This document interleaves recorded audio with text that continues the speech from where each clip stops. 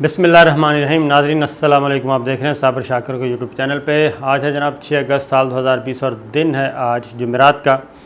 आज अहम तरीन ख़बरें हैं और ख़बरें हैं जनाब कश्मीर के हवाले से और पाकिस्तान की खारजा पॉलिसी के हवाले से और वज़ीर आज़म Imran Khan, general Qamar Javed Bajwa army chief और ISI यानी कि उनके सरबराह जनरल फैज़ हमीद, इन तीनों का ट्राइका और चाइना और पाकिस्तान ख़ास तौर पे मिल चुके हैं। और पाकिस्तान ने एक बहुत ही गैर मामूली तौर पे, और ये मेरा ख़्याल नहीं बल्कि मुझे यकीन है कि ये 73 साल की तारीख़ में पहली दफ़ा पाकिस्तान ने एक खुल्लम खुल्ला धमकी दी है, खुल्लम खुल्ला पैगाम दिया है। किसको दिया है ये मैं आपको बताऊंगा और क्यों दिया है ये भी मैं आपको बताऊंगा।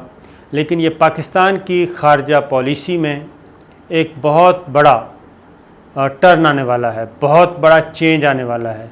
यकलख्त चेंज आ चुका है और आज गुज़श्ता रोज़ जो धमकी दी गई है, बहुत वाज़ेह पैगाम, उसका रिस्पॉन्स क्या आता है इस बात का तयन होगा।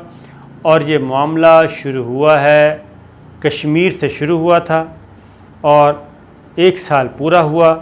1 साल में पाकिस्तान ने बहुत ज़्यादा बर्दाश्त किया, इंतज़ार किया, लेकिन 1 साल मुकम्मल होने पे पाकिस्तान ने एक अहम तरीन फ़ैसला किया है।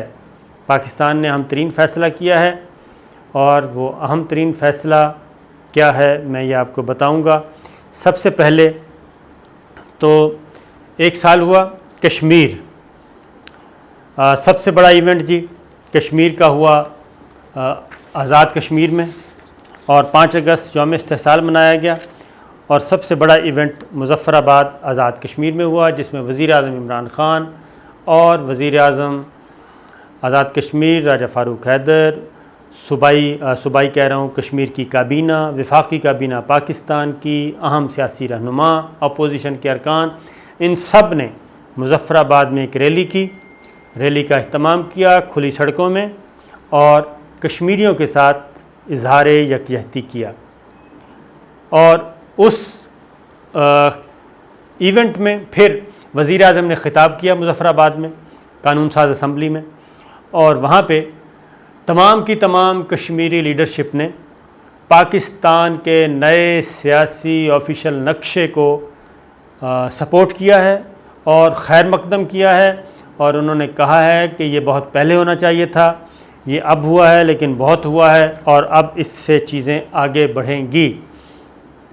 अब सियासी नक्शे के बारे में मज़ीद इस वक्त आलमी ज़राए अबलाग भी इसको डिस्कस कर रहे हैं, क्योंकि जो अहम डिप्लोमेट्स हैं, काया किस्म के डिप्लोमेट्स और जो इंटरनेशनल रिलेशंस को, इंटरनेशनल लॉ को समझते हैं, वो उनको मैं सुन रहा था, वो कहते हैं कि ये पाकिस्तान की एक बहुत ही स्मार्ट मूव है, बहुत स्मार्ट मूव है और ये सही सिफारती मूव है और सियासी मूव है, और ये किसी भी वक्त इंडिया के लिए वबाल जान बन सकती है। और उसके में मज़ीद 1-2 चीज़ें रह गई थी, वो मैं बता दूं कि जनाब पाकिस्तान ने सियासी तौर पे एक क्लेम किया है, पॉलिटिकल ऑफिशियल मैप जारी किया है। उसमें 2 चीज़ें रह गई थी, वो मैं आपको बता देता हूँ। सर क्रीक को भी पाकिस्तान ने अपना हिस्सा करार दे दिया है जनाब, बाकायदा तौर पे, क्योंकि वो पाकिस्तान के पास ही है। और दूसरी जानिब जूनागढ़, रियासत जूनागढ़ को भी, गुजरात, रियासत गुजरात जो है उसके जूनागढ़ को और मनावदार को, ये 2 इलाके हैं, इनको भी पाकिस्तान ने अपना हिस्सा करार दिया है। ये 2 इम्पॉर्टेंट डेवलपमेंट्स। उसके बाद चाइना ने जनाब इसको ओके कर दिया है, क्योंकि उसको एतमाद में लेके किया था। चाइना ने इस नक्शे को मान लिया है। अब जब चाइना मान गया है तो अब अगली मसला मैं आपको बता रहा हूँ कि चाइना परमानेंट मेंबर है जी, वेटो पावर है उसके पास, और चाइना की वजह से चाइना की वजह से पाकिस्तान की कोशिश अपनी जगह, लेकिन चाइना की वजह से और उसके विटो पार रखने की वजह से, मुस्तकिल मेंबर सिक्योरिटी काउंसिल का होने की वजह से कश्मीर का मामला अक़वाम मुत्तहिदा की सलामती कौंसिल में 5वीं दफ़ा एक साल में ज़ेर बहस आ चुका है और कल फिर आया है। कल फिर सलामती कौंसिल का बंद कमरे का इजलास हुआ और इस वक्त जो प्रेसिडेंट सदारत है वो इंडोनेशिया के पास है। इंडोनेशिया ने सदारत की है और बंद कमरे के इजलास में मकबूजा कश्मीर की सूरत हाल, संगीन तरीन सूरत हाल को डिस्कस किया गया है और उसके बारे में बहुत जल्द स्टेटमेंट इशू की जाएगी। तो जनाब, जो कश्मीर पिछले 72 सालों से एक कूड़ेदान में पड़ा था, डस्ट लग गई थी उसको, वो क्या कहना चाहिए, उन करारदादों को कीड़े खा गए थे, वो मसला है कश्मीर एक साल के अंदर अंदर 5 बार सलामती कौंसिल में ज़ेर बहस आ चुका है। सलामती कौंसिल का बंद कमरे का इजलास हो चुका है और उसके बाद अगला काम जो किया है वो कश्मीर ने किया है। कश्मीर ने एक बार फिर एक साल मुकम्मल होने पे चीनी वज़ारत ख़ारजा के तर्जुमान ने एक प्रेस कॉन्फ्रेंस की और प्रेस कॉन्फ्रेंस में बाकायदा तौर पे कश्मीर के मामले में उन्होंने इंडिया का मौक़िफ़ मुस्तरद कर दिया। इंडिया का इक़दाम 370 और 35A को ख़त्म करना और मकबूजा कश्मीर का ख़ुसूसी दर्जा ख़त्म करना, उसको रिजेक्ट कर दिया एक बार फिर। और दूसरा, उन्होंने कहा है कि ये मसला कश्मीर पाकिस्तान और भारत के दरमियान हल तलब है। चीन कश्मीर के इलाके की सूरत हाल का बगौर जायज़ा लेता है। भारत का जम्मू और कश्मीर की खुसूसी हैसियत का आर्टिकल ख़त्म करना गैर कानूनी है। चीनी वज़ीर ख़ारजा के तर्जुमान ने यह भी कहा कि जनाब, पाकिस्तान और भारत के दरमियान अक़वाम मुत्तहिदा की सलामती कौंसिल की करारदादों के तहत मुआहिदा मौजूद है। मसला कश्मीर फ़रीक़ैन के दरमियान बातचीत और पुरअमन तरीके से हल होना चाहिए और पाकिस्तान और भारत पड़ोसी हैं, एक दूसरे से अलग नहीं हो सकते। और जनाब, उन्होंने एक साल मुकम्मल होने पे कश्मीर की हैसियत में कोई भी यकतरफ़ा तब्दीली गैर कानूनी अमल है, ये चाइना ने स्टेटमेंट दिया है कि भारत का इक़दाम गैर कानूनी है, गैर आइनी है, इसकी कोई हैसियत नहीं है, मसला कश्मीर जूँ का तूँ है। तो ये चीज़ आई और उसके बाद आज़ाद कश्मीर ख़ास तौर पे जी, और वज़ीर-ए-आज़म इमरान ख़ान ने भी ये कहा कि जनाब, कश्मीर की मंजिल दूर नहीं है, बल्कि कश्मीर जिस दौर से गुज़र रहा है इसकी मंजिल आज़ादी है।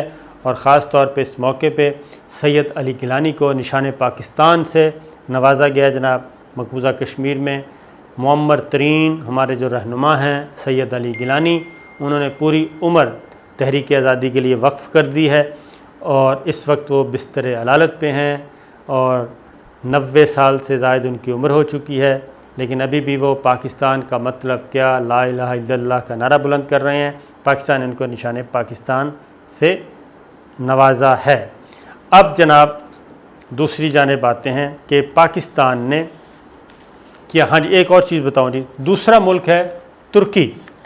तुर्की अंकरा, इस्तांबुल, वहाँ पे जी शहराओं पे भी कश्मीर के हक़ में रैलियाँ निकाली गईं और वहाँ पे भी ये दूसरा तुर्की, दूसरा इस्लामी मुल्क। बाकी जनाब, तमाम इस्लामी मुल्क, ख़ास तौर पे अब जो ख़बर आपसे शेयर कर रहा हूँ, ख़बर ये है OIC, ये इस्लामी मुल्कों की तंजीम है जनाब, 1 साल हो गया और वज़राए ख़ारजा का इजलास तक नहीं हो सका। सलामती कौंसिल के 5 इजलास हो चुके हैं मसला कश्मीर पे, और जो मुसलमानों का मसला है, 80 लाख मुस्लिम आबादी का मसला है, उनका हक़ खुद इरादियत का मसला है, उस पे हमारे अरब मुल्कों के, सऊदी अरब, UAE, उनके कानों तक जूं तक नहीं रेंगी। और जद्दा में इसका हेड ऑफिस है OIC का, और अभी तक एक इजलास तक नहीं हो सका वज़राए ख़ारजा का। और आज पाकिस्तान ने बाकायदा तौर पे ये धमकी दी है जनाब कि सऊदी अरब अपने रवैये में तब्दीली लाए, और अगर वो अपने रवैये में तब्दीली नहीं लाएगा और OIC का इजलास नहीं बुलाएगा तो फिर पाकिस्तान अपने तौर पे उन मुस्लिम ममालिक के वज़राए ख़ारजा का इजलास बुलाएगा जो पाकिस्तान के मौक़िफ़ के हामी हैं, और फिर सऊदी अरब की भी परवाह नहीं की जाएगी। ये एक अहम तरीन डेवलपमेंट है जो कि पाकिस्तान की तरफ से हुई है। उसकी रीज़न मैं आपको बता दूं कि UAE और सऊदी अरब दोनों जनाब OIC पे इस वक्त इनकी गिरफ्त है। पाकिस्तान ने बहुत कोशिश की, और इवन जो मलाइशिया कॉन्फ्रेंस हुई थी कोलालमपुर में, और उसमें इंडोनेशिया, मलाइशिया, ईरान, तुर्की सब, और कतर और पाकिस्तान वहाँ पे जाना था, पाकिस्तान को भी नहीं जाने दिया गया था। और उस वक्त पाकिस्तान दबाव में आया, लेकिन उस दबाव का इल्म था तुर्की को भी और महातिर मोहम्मद को भी, उन्होंने बुरा भी नहीं मनाया। लेकिन अब आज भी 1 साल मुकम्मल होने पे भी 80 लाख मुसलमानों की आवाज़ OIC के फ़ोरम पर नहीं उठाई गई। एक ट्वीट कर दिया गया 4 सत्रों का और जान छुड़वा ली गई। तो पाकिस्तान अब ये सोच रहा है, बल्कि सोच रहा है क्या, सोच चुका है कि OIC जो है वो एक मुर्दा घोड़ा है और ये चंद अरब मुल्कों का एक ज़ाती, माली, तिजारती मफादात का एक अड्डा है। लिहाजा इस अड्डे से, इस मुर्दा घोड़े से जान छुड़ा लेनी चाहिए और अपने मसाइल ख़ुद हल करने चाहिए।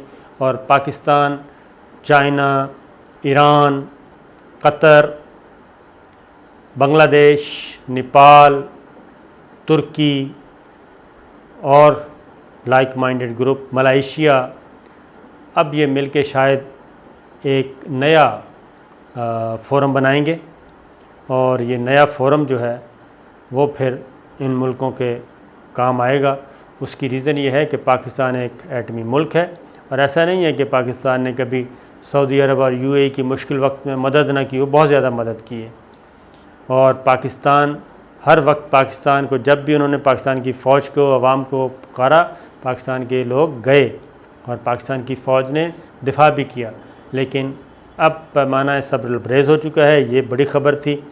और अब देखते हैं मोहम्मद बिन सलमान की तरफ से क्या जवाब आता है।